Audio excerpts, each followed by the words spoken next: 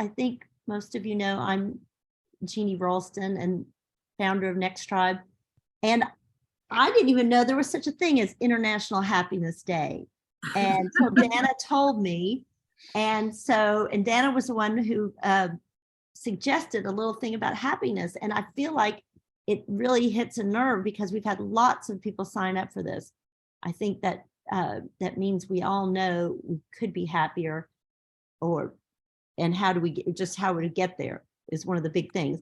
And I'm so happy to have Dana Hilmer with me. And Dana, remind me, am I saying it right, Dana or Dana? It's Dana, but it's kind of cute though with your little accent. Oh, my accent. You know, it's so funny. I was like, all of a sudden, as I was saying, I was like, I think I'm not saying it right. Anyway, Dana is one of the co-founders of Camp Reinvention. She's a life coach, has been so for many years, lots of experience, and she and her partner Wendy Perotti created Camp Reinvention for women our age, and how to help us at our midlife crossroads, how to get us out of our midlife funk and get us on the road to being happy. And I loved it. We've done work with Dana before, and she and Wendy are so much fun to talk to. They're so real, you know, it's not all woo-woo speak or anything. It's really real stuff, you know, that we all can relate to. And so welcome so much, Dana. Thank you for having me. Now, Jeannie has a poll for you. So are you putting that up now? I am. So I'm going to launch this poll, and you guys can answer what's your happiness. Do you see it? Does everybody see it? Okay, yeah. How your happiness, it's anonymous, so nobody knows. And then after I end the poll, I will share it and we can discuss, because and this is kind of, you know, where you are right now. You know, life has been hard these past three years, right? So if you're finding yourself maybe a little lower on the happiness scale in recent months, recent years, not a surprise. Welcome to being human. But yeah, just kind of share us, where are you right now? I learned this poll thing last time I did one of these, and I just love it now. I have to learn how to do it. Oh, we have one person who hasn't done it. Maybe that's you, Dana. Oh, I haven't done it. Yeah. I think I'm gonna submit. There we go. Okay, so now I'm going to end the poll, and now I'm going to share the results. So let's see. Can everyone see them now? What do you see? This is really cool. Isn't this cool? And not surprisingly, we have a spectrum, right? So 13% of you are really not in a great place right now. Doing all right, 60%. And that's usually where most of us kind of hang out, right? We're kind of in this, we're doing all right, but nothing great to write home about kind of feeling. Being pretty happy, awesome, and very happy, not surprisingly, that's not where most of us are at right now. So what we're going to do is have a conversation around happiness. And I do want this to be a conversation. So I'm going to kind of give you a lot of information that's actionable, but I really want this to be a back and forth. I want to hear your voices. At times I'll ask you questions so we can have kind of a group conversation around something. And if you have a question, just raise your hand or put me in the chat. We're a small group. So interrupt me. If something's popping up for you, question, a thought, something that's resonating, I'd love to hear your voice. Sound good? And don't hesitate to write a question in the chat, and either Dana or I will call on you if you don't feel like jumping right in, but please do jump in if you want. Yeah, please do. It makes it a lot more fun. So you said that this is about about where people, you know, usually pan out, you know, most doing all right. So should we, you know, with all the things going on with our life, with our health, our bodies, should we expect any better than that at this point? Expect is probably the wrong word. I think what we can all do is be intentional about being happier, right? We can all do things every day that elevate our sense of well-being, that elevate our happiness. And when we do, we're operating at a completely different level than when we're in that kind of just, I'm all right, nothing to write home about. Yeah, we're fine, but we can be better. And actually the lens that I teach through, or the background that I have, is in positive psychology. And so positive psychology seeks to answer the question, how can I live my best life? So we can all be in a pretty okay place, right? And a lot of our life, we're kind of operating in that place, but we can be in a place of thriving. And so positive psychology is the science of asking that question. And what we teach then is, what can you do to be from that pretty okay place to a place of thriving, to a place where you really are operating in a place where you feel better, you're more energized, and you really, when you kind of are in that place, you see ideas and possibilities and all sorts of things that you don't see when you're in kind of a neutral place or a funk, right? We all get in funks at times. Right. And when we're in a funk, we are kind of operating in this little box and we don't see possibilities. We don't have energy. We just kind of roll around in that place, right? So is it, I mean, I think for a lot of us, we think that to be happy, there's a lot of things that we have to solve or a lot of things that have to happen. But it sounds like it's a matter of adjusting some of your own thoughts or practices that can make a huge difference. It's interesting. Happiness is an inside job. And so let me just give you a little background about what you have control over. So your happiness does not depend on external circumstances once your basic needs are met. So if you think of kind of a pie chart and percentages, about 50% of your happiness is kind of a set point that a lot of us kind of are in based on kind of just what our disposition is. 10% of our happiness is based on external circumstances. That's the really good stuff and that's the really shitty stuff, right? That's only 10%. A full 40% of your happiness is in your control, and that's based on the choices that you make every day. And that's what we're going to talk about today. What are some of those choices you can make, even when you're busy, even when you're kind of even when you're stressed? What are some of those choices you can make so you can be happier?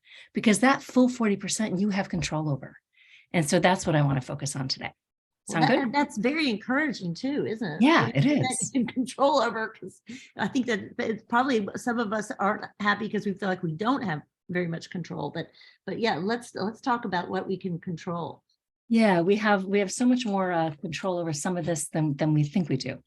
So let me first just kind of set the stage by sharing a little background about happiness and about kind of a paradigm shift that I want you to make, because I think it's really important. In our culture, we tend to think that when something happens, I'll be happy. When I finally have more time, when I'm less stressed, when the kids are grown up and out of the house, when I get married, when I finally get the house I want, this is when we're going to be happy. And it's actually the opposite. When you're happy, when you're well, when you're in a positive state of mind, that's when you're more successful in every single area of your life. And I'm actually very passionate about this point because I have 3 boys. My youngest just went to college, which is crazy. So I have 3 boys in college, which is even crazier. But what was interesting is the minute they got into high school, it was almost like they were ushered right into college. Like all the conversation in the high school was high pressure, talking about your future, talking about college. And I think the paradigm that we're operating with in a town like where I am, we have a good school district, and I think in many towns around the country, is we need to get our kids in college. We need to make sure they get a good job. We need to make sure, we have this pressure because we think that if those things happen for them, that's when they're going to be happy and successful. But what we need to know for them and for us and for anybody else that we love is you are going to be most successful in every area of your life when you're happy. And so we need to prioritize that for ourselves. It is not a selfish act to be focusing on your happiness.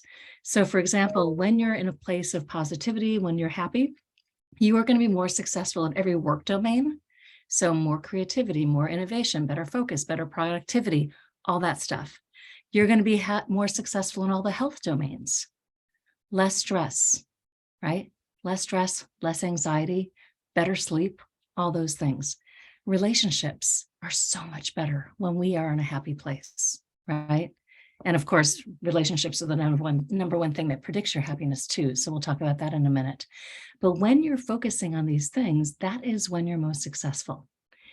And it is not selfish. And I want to underscore this with a sad story about my mom. My mom died in 2007, and I don't remember her smile. I think that's profoundly sad. And she was a person that did so much of the right things. She was always doing. We had the perfect house. I grew up in the perfect school district, right? We had the perfect dinners. Like she did all these things that she thought a really good mom should do, but she didn't live her life. She lived vicariously through us. She put all of her dreams on hold. She was not happy. And so it's crazy to me that she's been gone for over almost 15 years. Is that right? So she's been gone for a long time, and I don't remember her smile. I don't remember her laugh. And so the biggest gift that I would have taken as her daughter is to remember her smile. And when you're pursuing your happiness, when you're doing the things that light you up, you're not only giving other people around you permission to do the same thing, but they get to take that away. They get to take this feeling with them of you being happy, of you smiling. And when you do that, of course, you're lighting up the room for everybody else, right? So it's so important that you don't put your happiness and your well-being on hold, your dreams on hold. There may not be a better time. We're always busy, right? Mm-hmm. So if you think it's selfish, you think you don't have time, you think, I really want you to think again, because it truly is the most important thing. Yeah. Is happiness contagious? Is it contagious? It is. It's like a candle, right? You can kind of light a room with a candle and it doesn't diminish. Yeah. And that's how happiness is, right? There's an emotional contagion with it. And your happiness spreads, your smile spreads, right? Well, I do know somebody who just got into a relationship, and she's extremely happy. And all of a sudden her work life has turned around. And when you were saying that, I was like, I noticed that in her, but I thought, well, that's silly. That can't have anything to do with it. But you say it might. It's just, is it what we're projecting out into the world? Exactly.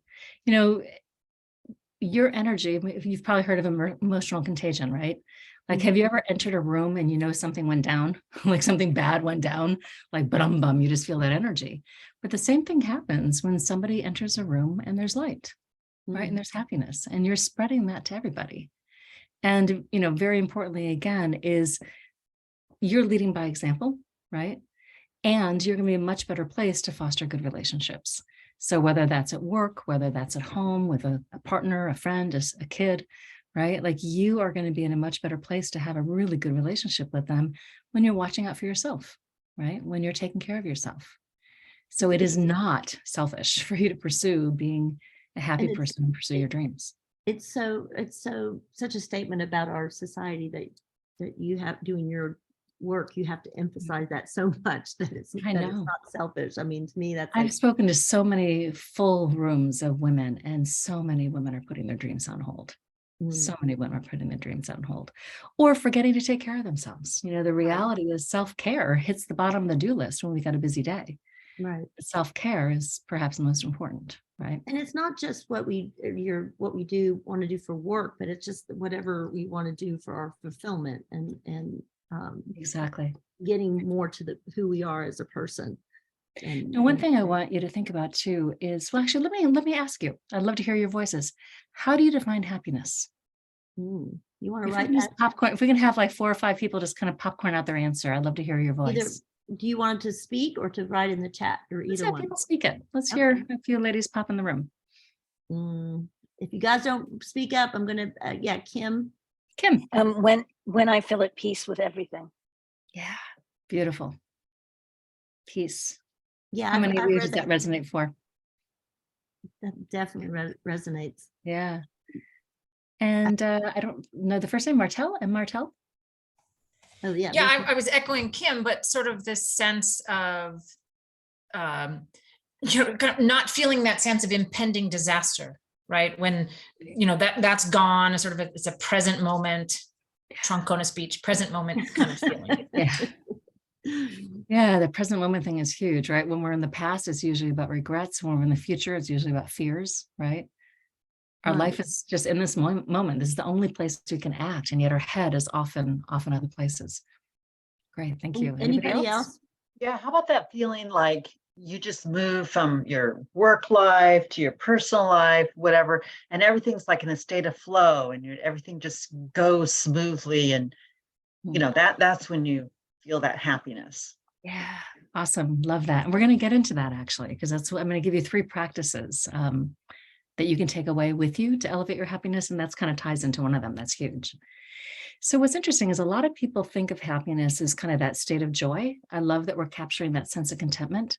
There's actually kind of two key areas of happiness. One is having some sort of meaning in your life. So if we're just happy and we're retirement, we're traveling 100% of the time, it's great. But at some point, it can get tiring, a little bit old. We all need to be striving for something that matters to us. Usually it's something that we're doing to serve other people, but whatever that goal is for you that matters to you. You can call it purpose or meaning or whatever you want to call it, but at the end of the day, you're striving for something that matters to you, right? There's a reason why you're getting up in the morning. There's a reason that you want to be contributing and an impact that you want to have, right? So that's a big part of happiness. The other big part is what we usually think of, which is that joy piece, right? Doing the things that we love to do with the people that we love to do them with. And yes, having that sense of peace, having that sense of contentment. Okay, so happiness really includes all that. Happiness is not walking around with a smiley face all the time. It's not realistic, right? So this isn't being positive woo-woo. This is making choices that elevate your happiness on a daily level, knowing that life can be tough. There's a lot of hard things that we're dealing with. And you can be happy over the course of your life. Happiness is kind of more of a long-term kind of measuring stick, if you will, that we can all have really tough circumstances. We can overcome really difficult situations. We can actually be in a tough place right now. And yet we can still be a happy person. But it does not in any way mean that you're walking around with a smiley face all the time.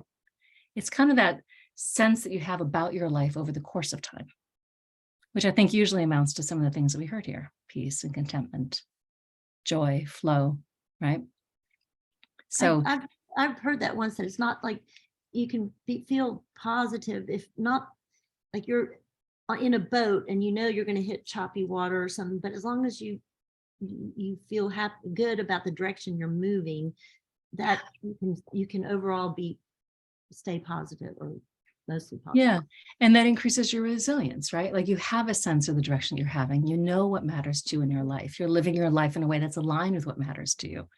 And yeah, we're going to hit bumpy roads. We're going to hit those big waves, right? But as long as you have a sense of that and you're moving in that direction, then yes, you're going to be so much more resilient and you'll be much more positive. So let's talk about some of the things that we can do. Right. Unless we still need to think about in bigger ways right now. Yeah, no, and honestly, and just please do interject. I'm passionate about this topic. I literally have led like full day workshops. Like there's so much I could cover. So I'm going to give you 3 of the things that I really want you to think about and that you can implement right away. So the first is investing in your relationships. Mm-hmm. So the number 1 determinant of your happiness above anything else is the quality of your relationships. You don't need to have a ton. You could just have 1 or 2. But it's the quality of those relationships that determine a lot of your happiness. And we know what it feels like when a relationship that matters to us is in an icky place, right? It gives us a stomachache all day. Mm-hmm. But when you have that person that gets you, that knows you, and you know them, and you have each other's back, and you can talk openly, and you can be vulnerable with them, right? Again, we don't need a lot of those people, but we do need at least 1. That is the number 1 determinant of your happiness. And there's been so many studies. There was a study that was done at Harvard University over the course of 40 years. And this is actually the longest longitudinal study that's been conducted. They only had 2 directors of the study. And what they did is they took young men from Harvard University. I think this is back in the 1950s or 60s. Young men from Harvard. Obviously, they're succeeding at a high level. They're very bright people. They have opportunity. They probably have some element of wealth. And they also had the other half of the group be from kids that were in Somerville at the time. And at that time, these kids, had backgrounds that were pretty tough. Some of them were in gangs. And what they did is they measured their happiness over the course of 40 years. And they did this qualitatively and quantitatively. So they measured things in their body like cortisol. They did interviews with their loved ones. They had them fill out self-assessment surveys. I mean, there were all sorts of ways that they looked at this. And over the course of 40 years, what they found, and it blew them away, is that the level of happiness had nothing to do with the status of their bank account. It didn't have anything to do with how many degrees they had or what job they had or how big their house was or anything like that. It had everything to do with the quality of the relationships. And so it's a huge takeaway, and I can give you other studies too, but what I want you to focus on are, think about right now, the people in your life that really, really matter to you. And there's some things that you can do. So the first is to really spend quality time with that person. Now, quality time doesn't mean you got to go on vacation. It doesn't mean that you need to, have a whole weekend together. Quality time could mean for 10 minutes each day, you look at that person in the eyes and say, hey, how are you? And you actually listen. I mean, raise your hand if you feel like, if you have a partner or kids in the house, how often we can not really do that, if we're really honest, because we're kind of passing ships and we got stuff to do, right? We're tired at the end of the day. But to really invest in quality time with each other. And that leads to my second thing, and that is to listen, to ask questions and to listen with kind eyes. I remember when I did my positive psychology training, one of the most intense exercises was probably the most simple. And what they did is they put all of us, there are about 180 of us, they put us into small little dyad conversations with one person. It was a stranger. And we each had 5 minutes to answer this question. How are you? How are you really? The listener had one role, and all they could do was listen with kind eyes. No interrupting, no judging, no, yeah, I can relate. Yeah, me too. None of that. Just listening with kind eyes. And the people we are closest to are the people we listen to the least, because we already know what they're going to say, right?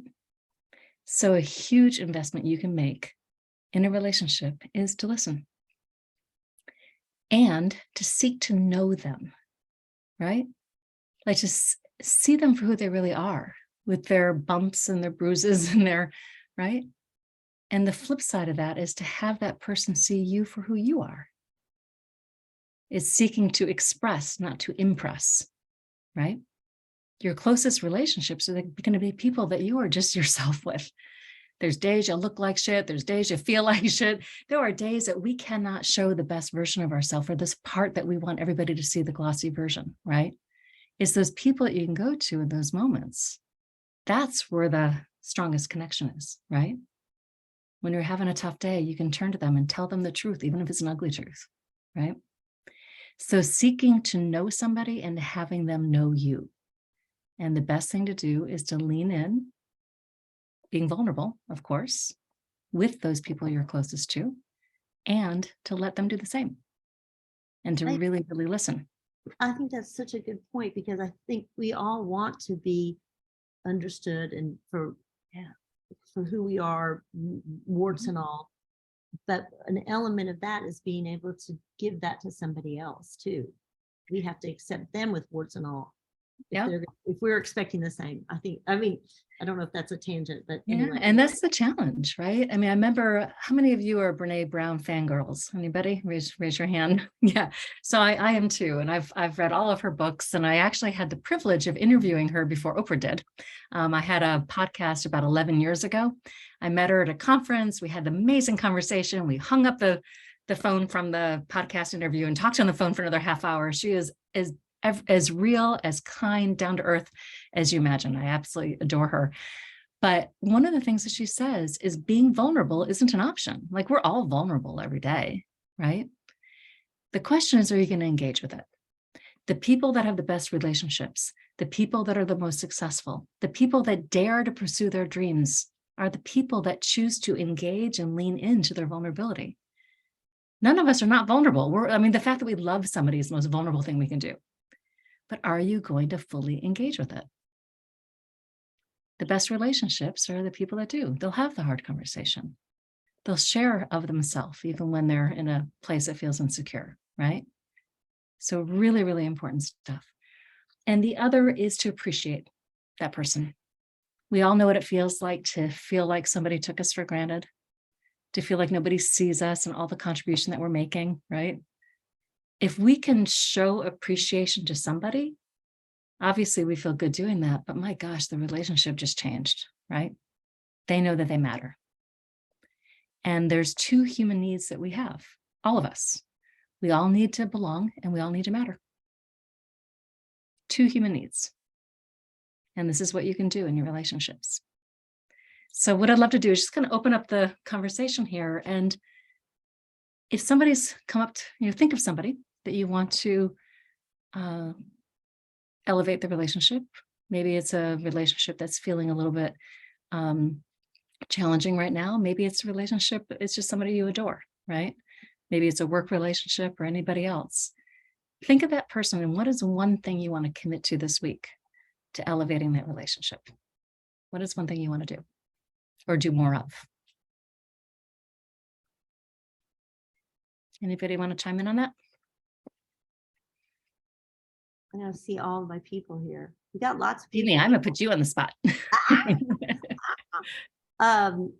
Well, I constantly feel like I don't show enough gratitude to people I work with, because I mean, seriously, I and a couple of them are on this, and Kim Seiler and Jeannie Edmonds, and actually a lot of people I know, Michelle Martel, Colleen, other people, but I can't see you all.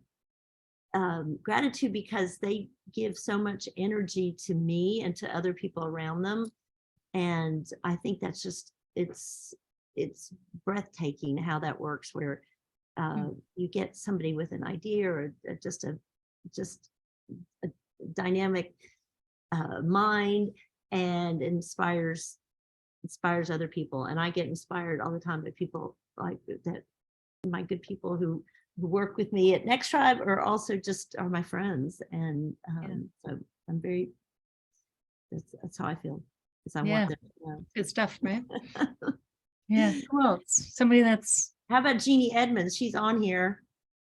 I haven't met the other Jeannie yet. Hey, Jeannie. Hello, how are you? So Jeannie, that was nice of you to say. And the fact that you recognize it and think about it means that you're thinking about it and you're thoughtful about those things. But I thought you were going to talk about your boyfriend, because I was going to talk about my husband. Well, talk about your husband. Okay. Well, I was just going to say that he's so complimentary every day, all day. You were talking about seeing me. He sees me. I feel seen. Do I do it for him? Sometimes. I'm like, I'm not good at it. I'm really not good at it. I have to really make myself be conscious of it. And it's like what Jeannie said about the staff. I mean, I feel like I do that with the staff, and I don't feel like I do that with him. So it's a good reminder. Yeah, exactly. And there's no judgment with any of this. The first step is just noticing, right? Yeah. Just noticing. One other thing I forgot to tell you, the other thing you can do to really enhance your relationships is to work on what's going well. Because when we're annoyed, we focus like a laser beam on the thing that annoys the crap out of us, right? And that's all we can think about. And so when you're finding yourself in a place of being kind of annoyed with somebody, or maybe just kind of in the relationship, think about what goes well. What are you doing when your relationship's at its best? How are you showing up when your relationship's at its best? How are you communicating when your relationship's at its best, right? I mean, that's really the kind of the cornerstone of positive psychology. It's a study of what goes well. So kind of be a little bit of a detective in your relationships and think about, when are we at our best? What works well for us? And it doesn't make the annoying thing go away, but it does help you navigate it, right? Because if you're focusing on that, when the negative thing or challenging thing pops up, you're going to be in a much better position to navigate it in a healthy way. Stuff pops up, of course it does, right? What are you finding about, when we talk about this difference between men and women? Because I know that probably a lot of us know, heard, we just need to do this and it helps the relationship. But at some point it's like, okay, I have done all that, and it's still not getting the response I need. And so, but do men and women think of happiness in different ways, or do they? That's a good question. I don't know if they think of happiness in different ways, but they certainly communicate differently, right? I think at its core, I do have quite a few clients over time that have been men, and it's interesting. I think the men that lean into this kind of work are the men that are more open, right? I think in general, this type of work is something that draws more women. It's interesting. I think, and I'm raising 3 good men, I hope. They're amazing. I think men are kind of like, I'm fine, I'm fine, I'm fine. They're not as communicative, but at the core, they have the same challenges we do. They have the same limiting beliefs that we do. They have the same things that kind of keep them stuck. You know, at Camp Reinvention, we talk a lot about this. Like, so much of our life is what's going on between the ears, and the guys have the same issues that we do, right? They get stuck in the same places. They're fearful. They don't want to admit it, right? We'll admit it more. I think they hold a lot of that in as to who they think they should be and whether or not they're measuring up to that. And yeah, I think guys want the same thing. They want to be content. They want to be at peace. They want to enjoy their life, right? So, and those human needs are human needs, men and women, right? They want to be loved. They want to belong, just like we do. Well, I did have a conversation with my new boyfriend yesterday, where he said that, because my ex-husband would be like, I don't want to compliment you too much because you'll go to your head, you know, and so I was telling him this, and he was Thanks. like, yeah, I'm like, oh, thanks.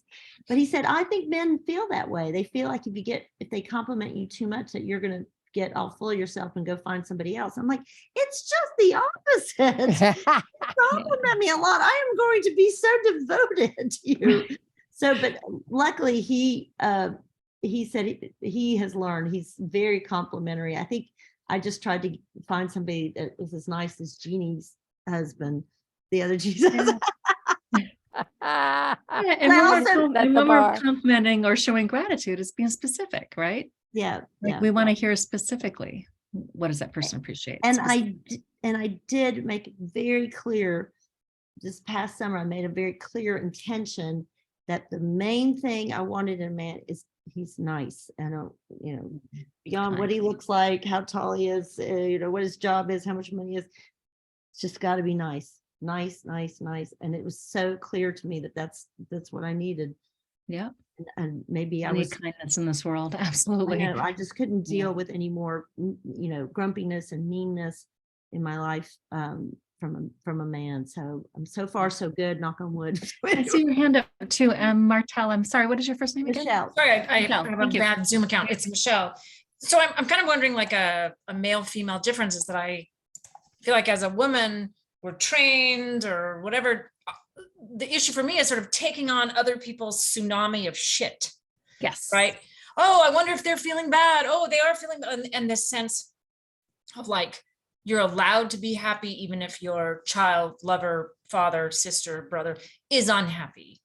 Yes. and because we spend a lot of time trying to manage people's emotions. How do they feel? How do they respond? Did they do the correct thing? And then if they're unhappy, so this part of all the stuff you can do yourself, but I find a bunch of my work now is in this separation of, like, I see you suffering and I can't bring it on board. And that's super hard and feels very kind of female specific, that we're trained and expected to do that work. You know, Michelle, you brought in the most perfect segue to the next tool or practice I want to talk to you guys about. And that is, and this is a sub part of it, is being true to yourself.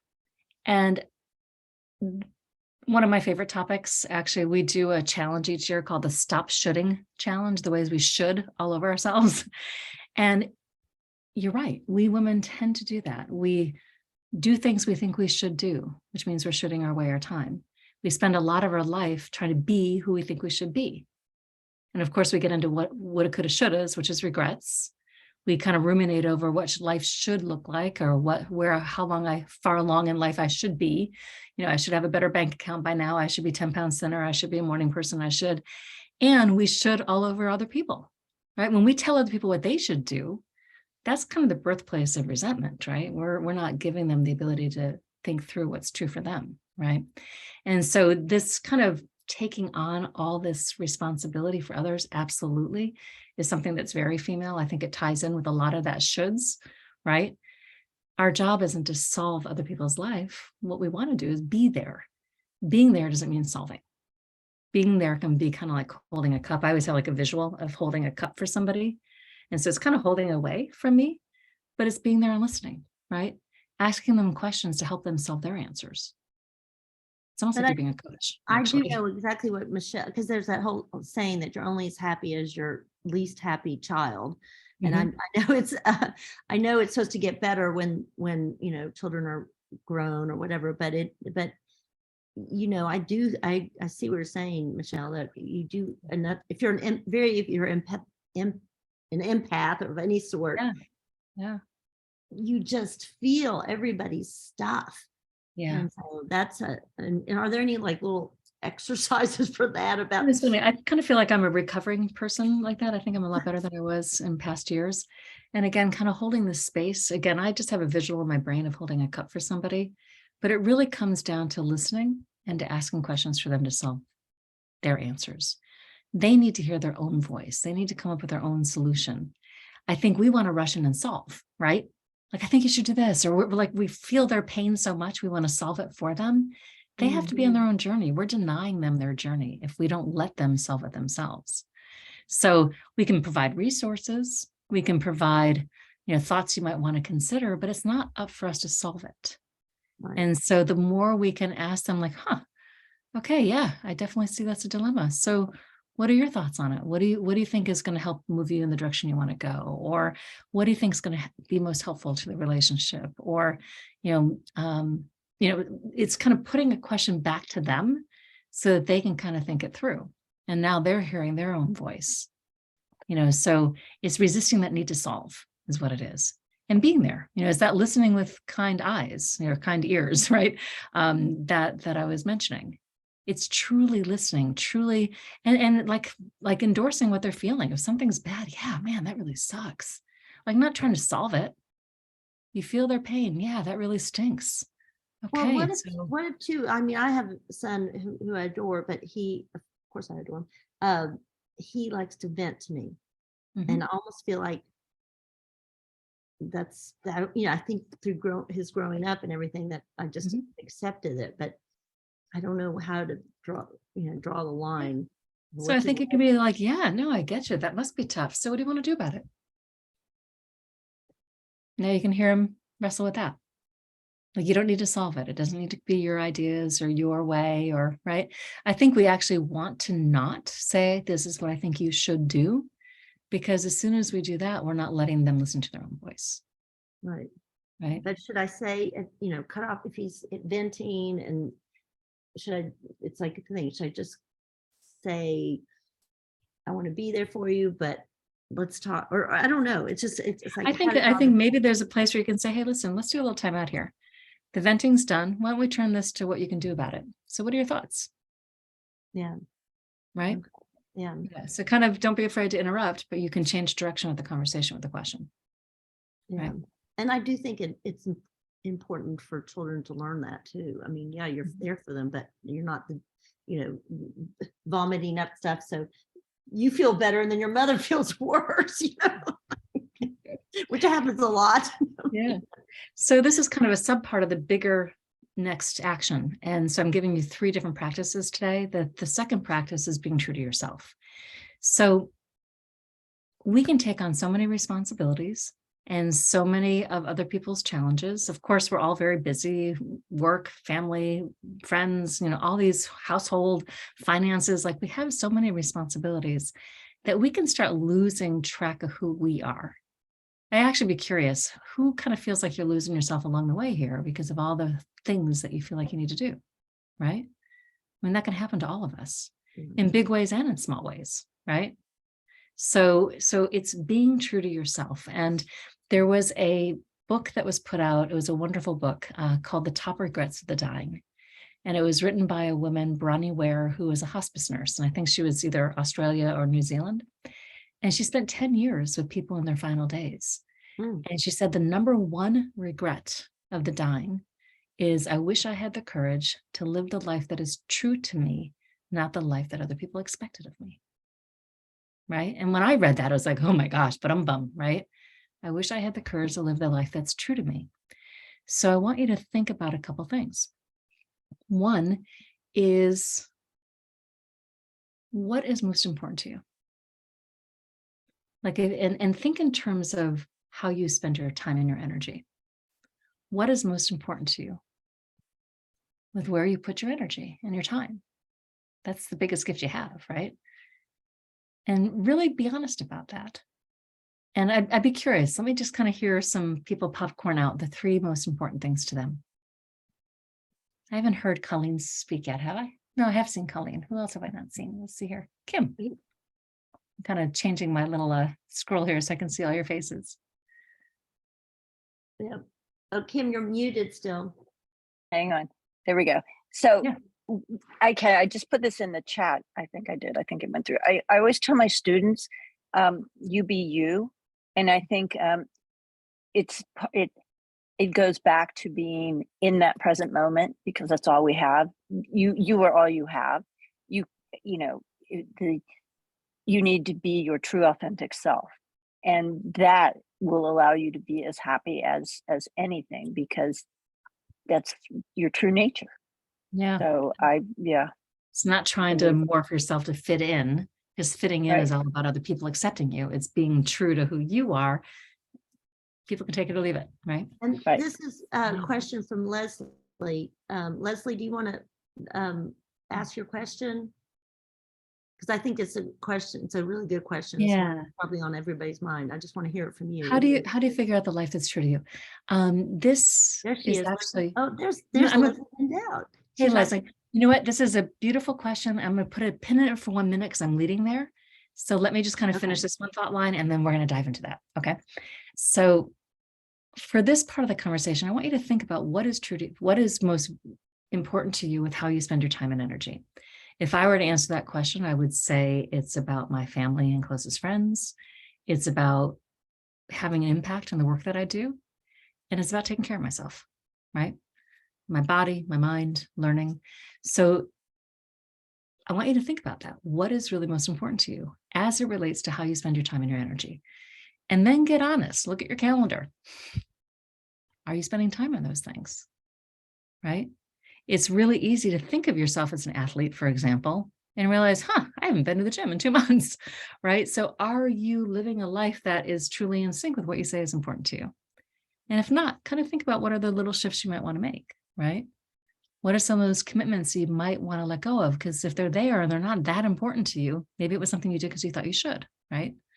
So I want you to move away from the shoulds and be clear on what you're saying yes to, because everything you say yes to is a no to something else. And usually it's a no to what's important to you, right? So are you saying that to look at the way you spend your time is a direct way of saying what's important to you? Well, what's important to you doesn't always match how you're spending your time. I want you to find where it's not, right? Okay. So if you say, and I'll use myself as an example, that being with my family and friends, taking care of myself, and having an impact with the work I do, if those are the things that I say are most important, if I'm off volunteering for this, that, and the other thing, if I'm watching 3 hours of TV at night, if I'm doing, but I didn't really have time to do those self-care things that were important to me, I'm not living a life that is actually aligned with what I say is important. And there's a quote that I love. It's by Gandhi. I've used this as my guiding principle for years now. Gandhi said, happiness is when what you think and what you say and what you do are in harmony. So what you think and the actions that you're making in this world, that's where your time and energy is being spent. They're aligned. There's a beautiful harmony between what you think and what you say and what you do, right? I think where we feel that unease is things that are important to us, we're just not doing. Things that were important to us, we're just not prioritizing, right? And we're probably doing a lot of the shoulds, right? Saying yes because we think we should, right? So really just look at that. And that's, practice 1 is think about a relationship and what is that one thing you want to do in this next week. Practice 2 is really looking at, are you being true to yourself with how you're spending your time? Are you prioritizing truly spending your time and energy on the things that really matter to you? And where is that disconnect? And what might you want to shift a little bit?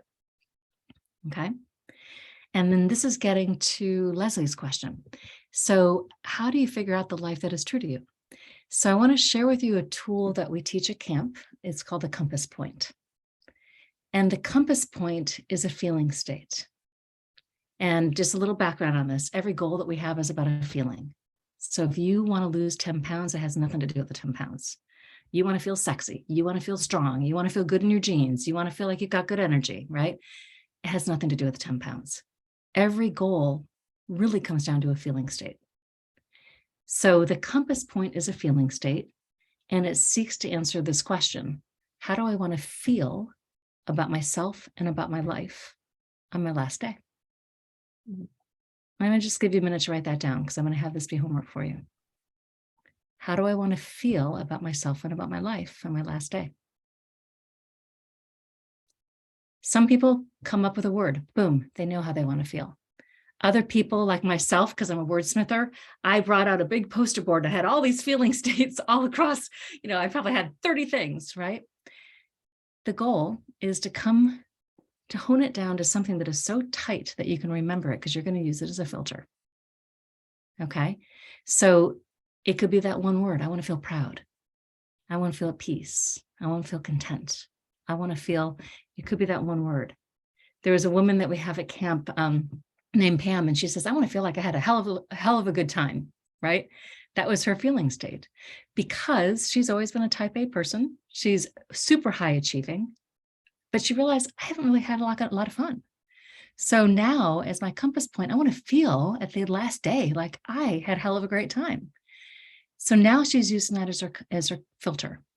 And what I mean by filter is, once you're clear on your compass point, you can ask yourself, will this choice move me closer to my compass point or take me further away? I wish to hell I had a compass point when I was back in my 20s. So my compass point, because I'm a wordsmither, is I want to feel at peace and fulfilled, knowing that I lived fully and loved with all my heart. That conjures up emotion for me. I know if I live that life, I lived a good life, right? But every one of those words means something very specific to me. Peace and fulfilled. I mean, like, there's so much that goes into that, from impact to how I feel when my head hits the pillow each day, to knowing that I made a difference, to knowing that I showed up for my friends, to knowing that I did the work in the world that was true to me, to knowing, and there's so much that goes under that peace and fulfilled.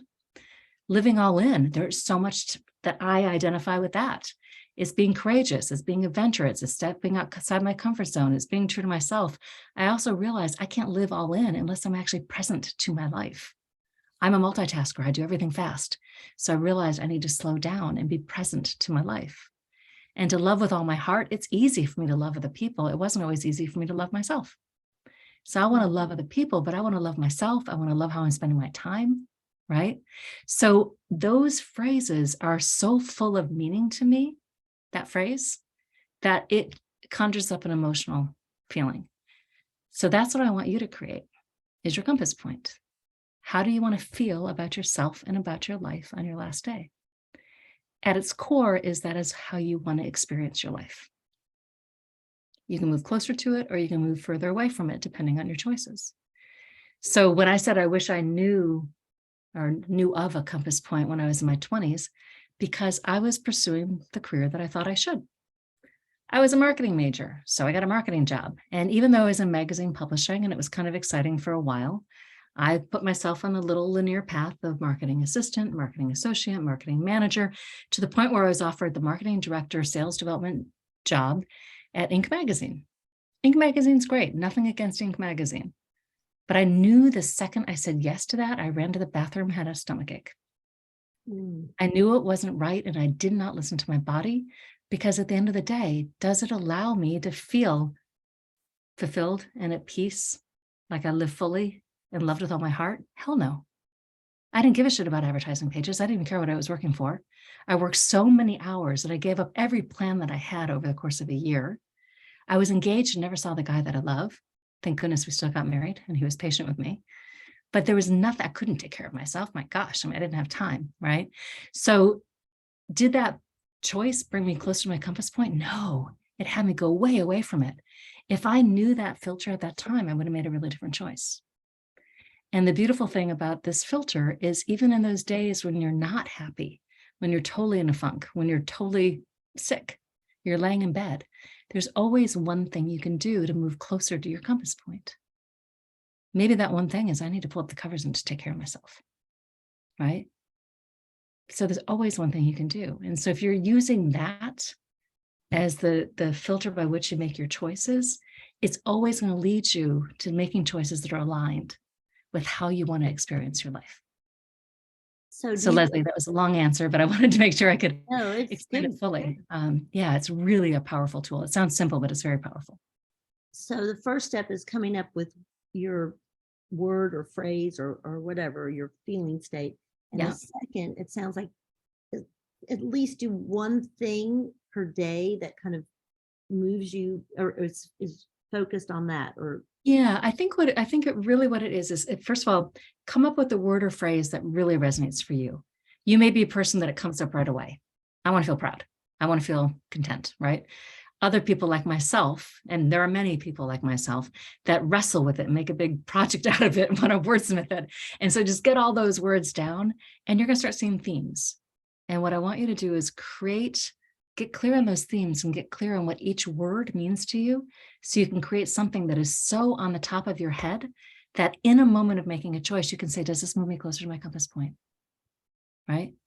Am I going to feel fulfilled and at peace? Like I lived all in and loved with all my heart? Hell no. Or does this move me towards that? Right? So I want you to know it so well. And yes, Jeannie, do things every day that lead towards your compass point, like in every moment. When we hang up this call, you can say, what's one thing I can do right now to move towards my compass point? It means that you're always moving your life in the direction that you want to be experiencing it. Does that make sense? Yeah. So what are your questions? This is a big concept. Yeah. And by the way, how you want to feel about yourself in your life on your very last day is very likely how you want to feel about yourself in your life today, right? So it's kind of using that, when we're all on our deathbed or in our final days, we want to look back and knowing it was like a hell yes, I lived this great life because I was living into those things that matter to me, right? And I would say mine, just off the top of my head, is just I want to have mattered. I mean, I guess that's like to someone I know. Yeah. I think Right. that I don't. Yeah, it's beautiful, Jeannie. Impact on my friends, family, or something. I don't. If we'd be all lucky to have a now I can't George moment and It's a Wonderful Life. Well, I can't remember George's last name. Yeah, George Help me. Bailey.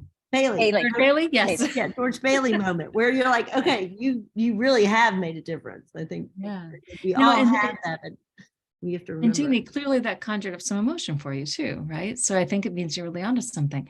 So if your compass point is knowing that I want to feel like I mattered, as you're thinking about this, like, does this choice allow me to feel that way? At the core of feeling like I mattered is, does it make a difference for somebody? Does it make an impact on somebody? Is it going to help change somebody's life or perspective, right?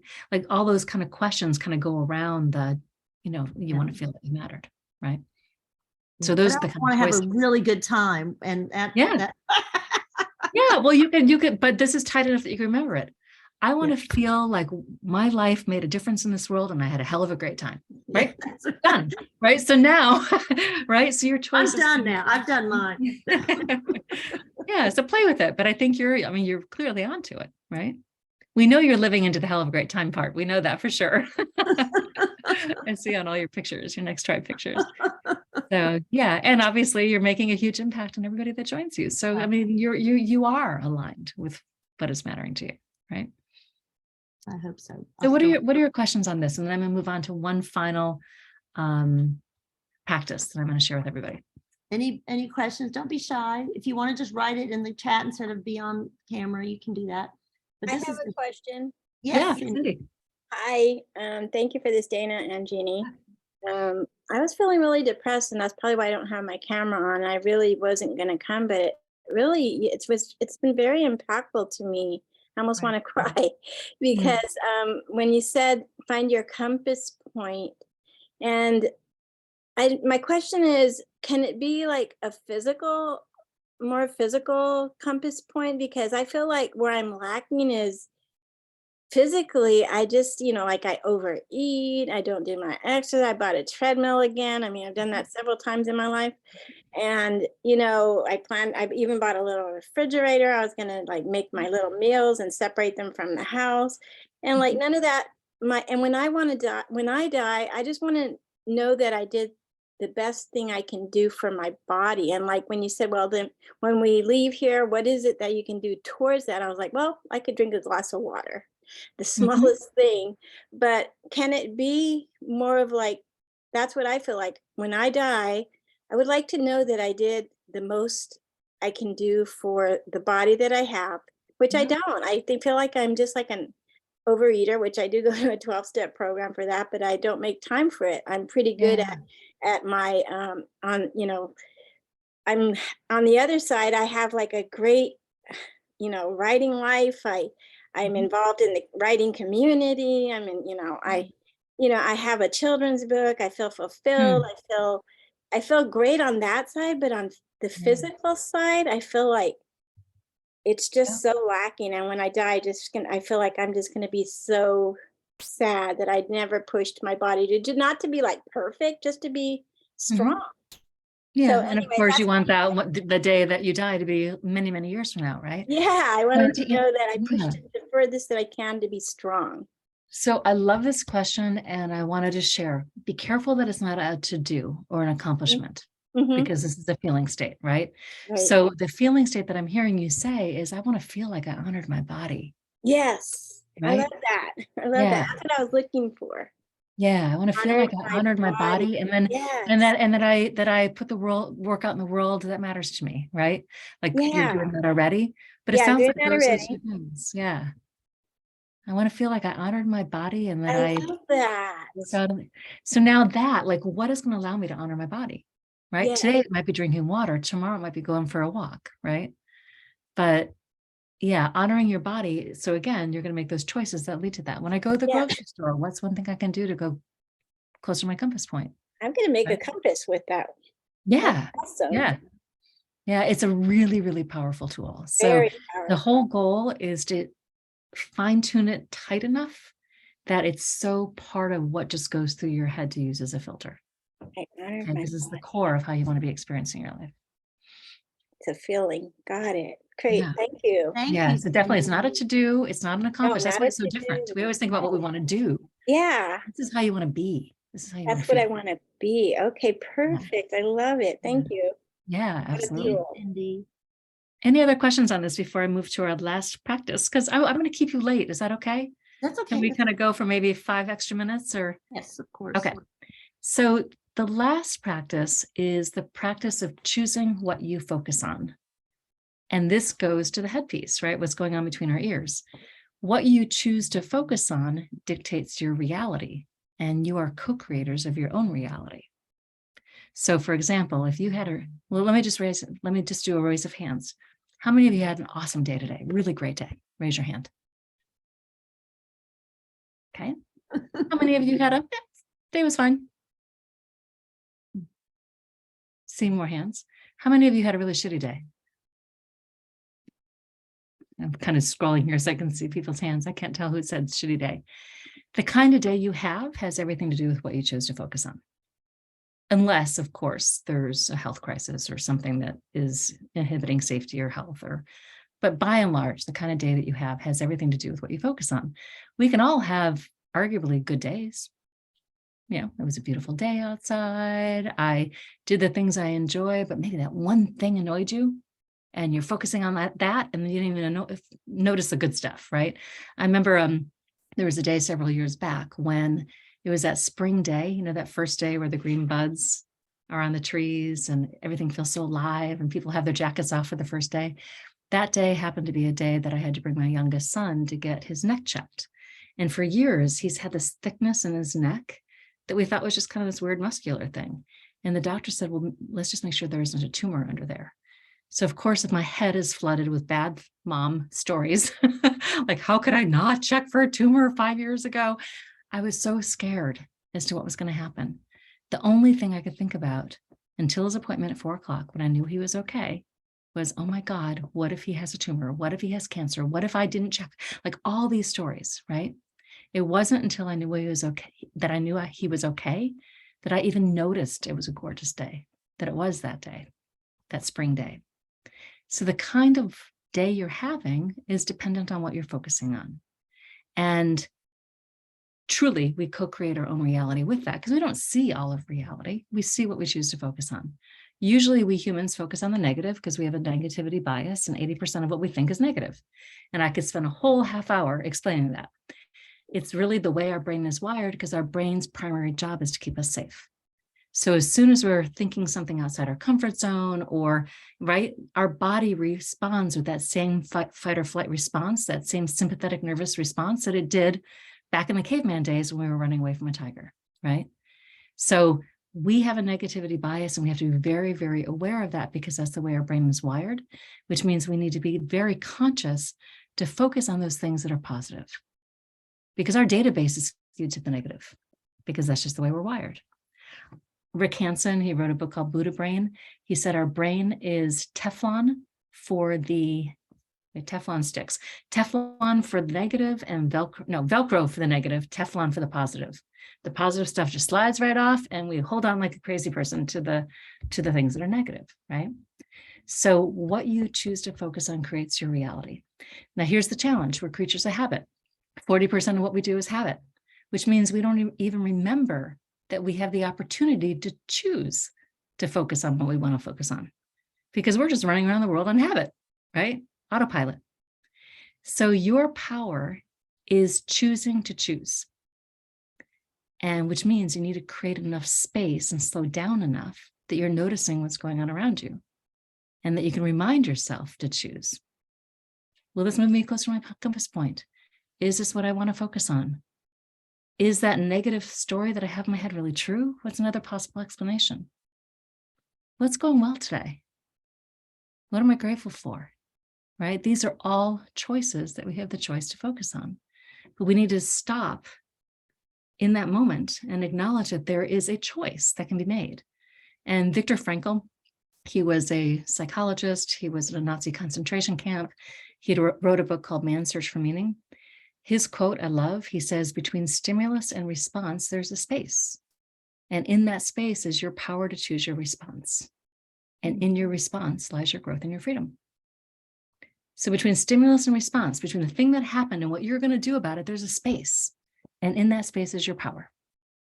And so I want to challenge each of you to slow down enough so that you can recognize that power, that you can just kind of create a tiny little space. It could just be one breath before you decide what you're going to do, how you're going to feel, right? We have thoughts, we have behaviors, we have actions. Those are the things we can control, our beliefs. So you have to remind yourself that you get to choose that moment. How do you want to think? How do you want to feel? What do you want to do? Because that's your power. And that's what you can do in that moment of space.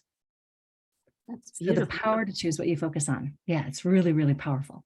So one of the biggest things that you can choose to focus on is gratitude.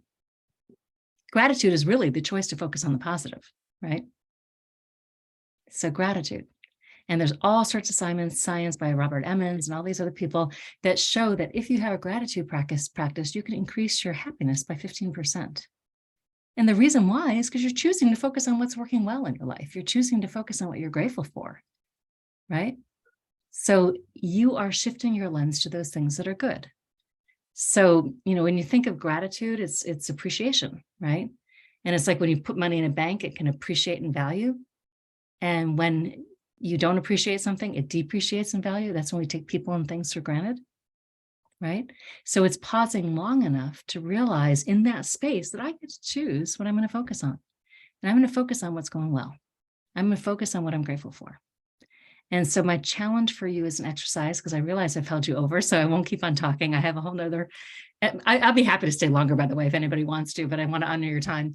But my challenge for you is to create some sort of a gratitude practice that basically has you reflecting on what has gone well, and very importantly, what you did that allowed for it. Because with the exception of it being a beautiful day outside, everything that goes well, you played a role in it. So a gratitude practice could be writing in a journal, of course. It could be writing on a little Post-it note and throwing it in a jar, things that you're grateful for. For me, oftentimes, I just think about it when I'm brushing my teeth, because I'm doing that anyway before I go to bed. And I don't want to end the day thinking about what I didn't get done or what tomorrow is. I want to end the day thinking about what went well. So can you say that again? You focus on what you're grateful for and your role. And your role in making that thing happen. And that's kind of an extra step that you don't hear most of the people out there talking about. I think it's an important extra step, because again, it's acknowledging the fact that you're doing some things that are going really well. Like I remember back when my kids were all home, they're all in college now, but when my oldest was in high school, I remember when I would drive in the driveway, he would run out the front door, greet me at the car, and give me a hug.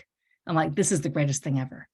But if I didn't slow down enough to appreciate it in that moment, not only would I not have enjoyed it in that moment, but I wouldn't be able to recall it now. And it's something that makes me so happy even now. But the irony is, in that moment of driving into the driveway, my head was already starting to switch gears sometimes. Like, okay, I got to get Danny to soccer. I got to get Mikey to fencing. How are we going to do dinner? Dave, you're going to take the kid this way. I'm going to take, like, right? But unless you create a pause that's long enough for you even to acknowledge the good stuff that's in front of you, you're going to miss it. And that was the final note I wanted to close on that's very much tied in, and that is being present, right?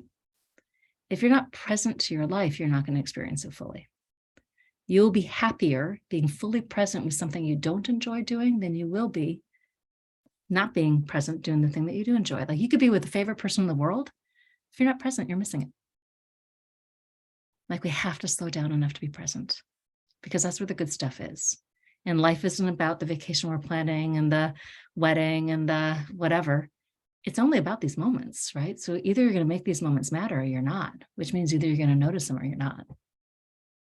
So the choice of what to focus on. So I'll just do a little recap. So the 3 things that I really want you to take away and to implement: 1, relationships. What is it that you want to do to invest in a relationship that matters to you? Listening, understanding them, having them understand you, focusing on what's going well, appreciating them, right? So those relationship things. Number 2, what do you want to be more true to yourself? Create this beautiful compass point and really ask yourself, what's important to me? And am I really spending my time on the things that are important to me? And if not, what do I want to shift? And number 3 is the choice of what you want to focus on. Remembering that you have the ability to create a pause and to be intentional about what you focus on, because you're creating your own reality. And this is all the head stuff. We spent a lot of time on this in camp, but so much of what dictates our emotions, our actions, our outcomes, our everything is what's going on in your head. So you have the ability to be intentional about that. If you're not intentional about it, you're just on autopilot and you'll repeat the same life. You'll repeat the same choice. Nothing's going to change, right? So you can be intentional about that. And with the intentionality of what you focus on, to choose to be present, to choose to slow down, to choose to focus on what's good, which is what you're grateful for. That's beautiful. And I've thrown a lot at you. I know, but before you go, just real Yeah. quick, and I'm going to put a clean thing. I do want to tell everyone that Dana and her partner do this beautiful 12-week Camp Reinvention program, and I just put a link to it in the chat, and I'll follow up with this. I'll send you a recording, the video link, and I'll put the link again. But just tell us what, as briefly as you can, the 12 weeks, what you do. Yeah. So our 12-week program, it's Camp Reinvention. We teach it live. We do teach via Zoom. It's every Tuesday evening from 7 o'clock to 8 o'clock starting next Tuesday. So it goes for 12 weeks. And what we do is we really dive in. It's probably the most robust coaching process I've ever experienced or know of. We help take women in this age group, 50 and older, from that place of really getting clear on what they want.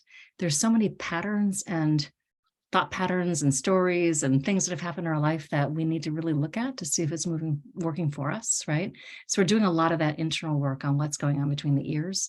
And of course, moving you forward to the place of getting clear on what you want, making it happen, and enjoying your life more. And that's why we call it camp. So the reinvention stuff, we're doing a lot of really rich work that it requires you to be honest with yourself. And what's beautiful is you're doing it with other people that are also making the same kind of changes. We call it camp because we think we women have so many responsibilities. We need to have more fun too. So obviously Jeannie knows all about that with Next Tribe, right? So we need to learn how to get back in touch with adventure and play and curiosity and creativity and innovation and all that stuff that we enjoy. So we really try to infuse all the teachings that we do with the more challenging work that we do, which is creating change, right? And that's difficult for people. So very robust program. Again, it starts on Tuesday. And if you have any questions, you can always reach out to me directly if you choose to. In fact, I can, I'll just put my email in the chat and just, let me know that you met me on this workshop. And also Cindy was asking the name of the book. What's that? I'm realizing I can't talk and type at the same Oh, time. I was doing Dana at Camp Workshop. I'm like, no, Dana at campreinvention.com. There you go. Yeah. So feel free to reach out if you have any questions. And wait, you were talking and you didn't spell Camp Reinvention right. Oh, thank you. You're right. I did. So there, I'm putting it, is that right? Yes, it is. Thank you. Okay, and quickly, Cindy wanted to know the name of the book that the nurse wrote, who's in Oh, hospital. yeah. It's called The Top Regrets of the Dying, and it's by Bronnie Ware. The other regrets are kind of more typical ones that you can think of, like I didn't spend time with family. I spent too much time working. I think it was really that first one that was the one that really landed really strongly for her. Wow, very good. Well, thank you all of you for coming. Thank you for having me, everybody. Happiness Day. I learn something every time we talk, so I feel so happy to know you and appreciate your time. So and maybe I'm sure we'll have you back on another time. Yeah. Well, thank you everybody for joining and for playing with me. Thank you, Gina. Okay. Thank you, everyone. Thank Take you, care. everyone. Have a good day. Have a happy evening. It will be different. Thank you.